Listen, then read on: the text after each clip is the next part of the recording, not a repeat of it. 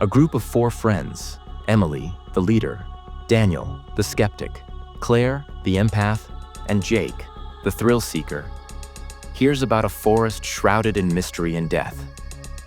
Locals warn them that no one who ventures deep into the forest ever returns. Despite the warnings, they decide to explore, driven by curiosity and a desire to uncover the truth behind the legends. The group sets out early morning, but the forest quickly turns unnervingly dark and silent. The sunlight barely penetrates the canopy, and strange, unearthly noises echo from deep within. Emily marks their trail with chalk, but the markings vanish as they proceed. As night falls, the group sets up camp. Claire senses something watching them. During the night, Daniel hears faint whispers calling his name. When he investigates, he sees a shadowy figure standing among the trees, but it vanishes when he shines his flashlight.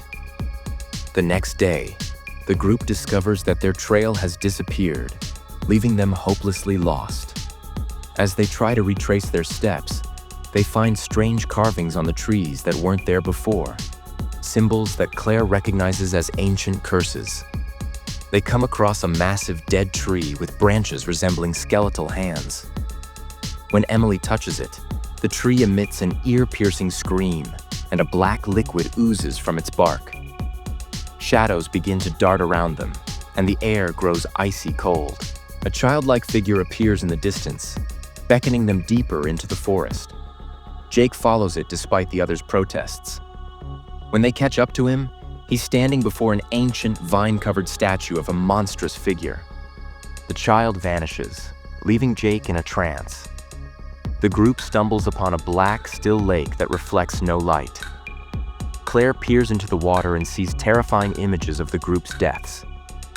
Hands suddenly emerge from the water, trying to pull her in, but the others save her just in time.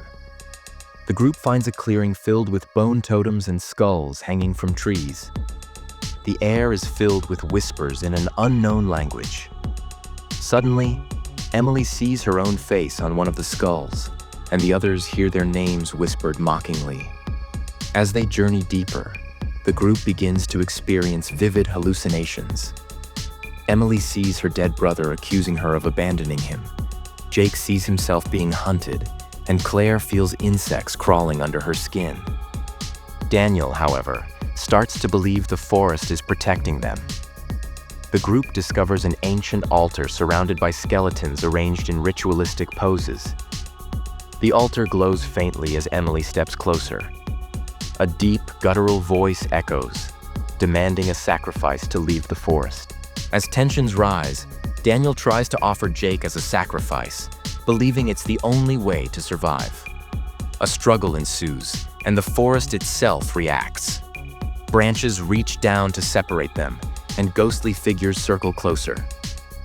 Emily decides to defy the forest, smashing the glowing altar with a rock. The ground trembles, and a dark, monstrous entity emerges from the shadows. The group fights to escape as the forest begins to collapse into itself. The group stumbles out of the forest at dawn, scarred and traumatized. Only 3 of them make it out alive. As they collapse on the ground, they realize that Daniel is missing. Behind them, the forest looks untouched, as if nothing had happened. Weeks later, Emily starts hearing the forest's whispers in her dreams. Jake is found dead under mysterious circumstances, his body covered in strange symbols. The story ends with Claire, now alone, staring at a map with the cursed forest marked, her hand trembling as the whispers call her back.